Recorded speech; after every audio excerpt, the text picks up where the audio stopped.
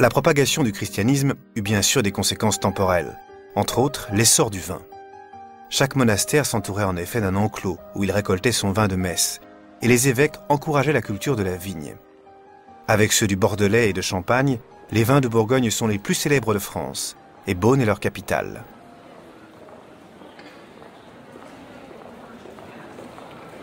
De Dijon à Mâcon, plus d'1 million d'hectolitres sont produits chaque année, dont un quart de grands vins. Autant qu'un commerce fructueux, la vigne est ici une pratique culturelle, une part du patrimoine. Dans les caves du patriarche, vieillissent lentement 1 million de bouteilles d'excellent Bourgogne.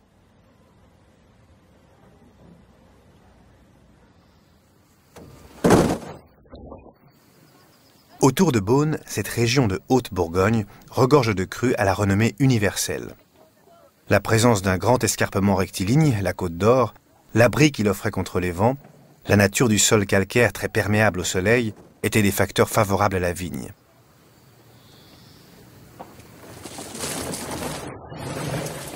Sur moins de 50 km, se succèdent ainsi Gevrey-Chambertin, Nuits-Saint-Georges, Vougeot, Pommard, Meursault, d'autres encore.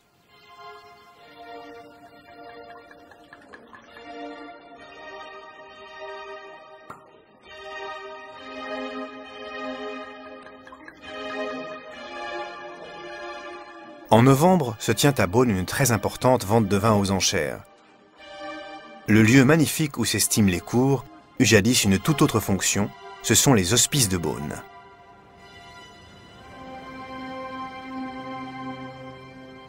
Les atrocités de la guerre de 100 ans, les souffrances des malades et des gueux avaient tant ému Nicolas Rolin, un conseiller de Charles le Téméraire, qu'il fit construire cet hôpital pour les accueillir.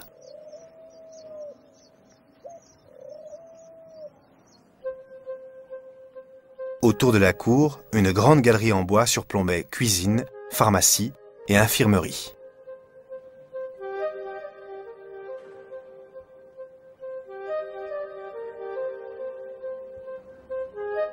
À l'intérieur de ce joyau gothique, jouxtant la chapelle, la grande salle des malades offrait à tous les indigents un confort alors inconnu.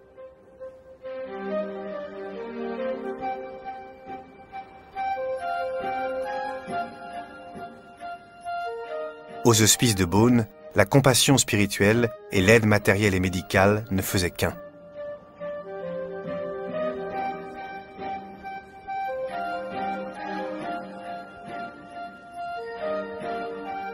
La Saône, qui coule en Bourgogne, se jette dans le Rhône à Lyon. En suivant ce fleuve, 200 km au sud de la capitale des Gaules, s'ouvre la Provence aimée des peintres.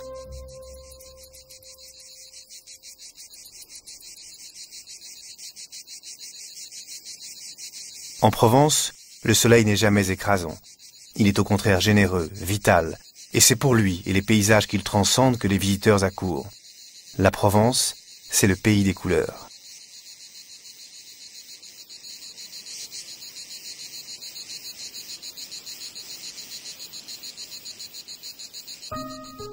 À Roussillon, dans le Vaucluse, cette faille éclatante. C'est une carrière d'ocre, exploitée depuis des générations. Mais la légende est plus belle, qui raconte qu'une reine, en se tuant par amour, empourpra la terre de son sang.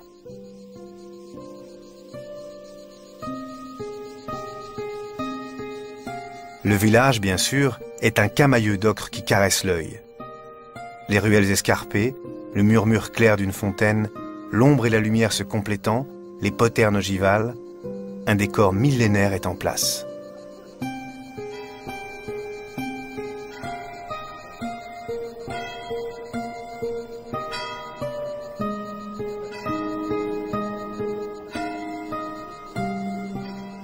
Les Romains, les Goths, les Sarrasins, les Angevins, nombreux furent les envahisseurs attirés par tant de beauté.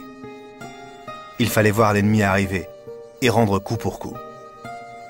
À Gordes, les maisons regroupées au flanc de la colline, au pied d'un château du XIVe siècle, si elles charment le voyageur d'aujourd'hui, étaient hier des moyens de défense.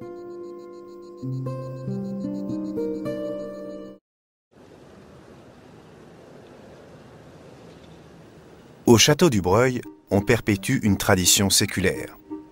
transformer dans le secret des caves le modeste cidre distillé et vieilli dans des fûts de chêne en une eau-de-vie odorante, le Calvados.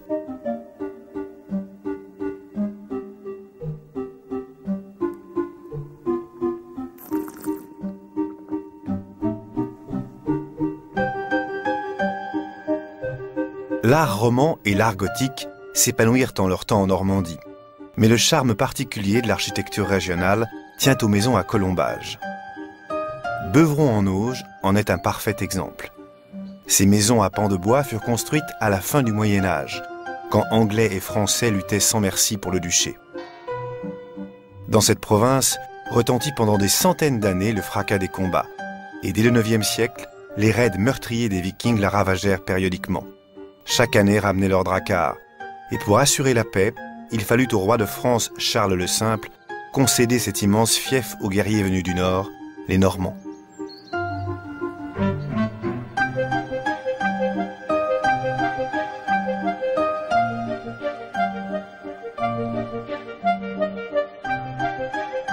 Les Vikings atteignirent Paris, et pour remonter la Seine, ils abordaient bien souvent par Honfleur. Plus tard, après que le duc de Normandie Guillaume eut conquis l'Angleterre, c'est par ce port que passait l'essentiel du commerce franco-anglais. Il n'est plus fréquenté de nos jours que par des navigateurs de plaisance et des touristes, sensibles aux façades d'ardoise des maisons autour du vieux bassin, et à la lumière qui inspira les peintres Boudin ou Pissarro.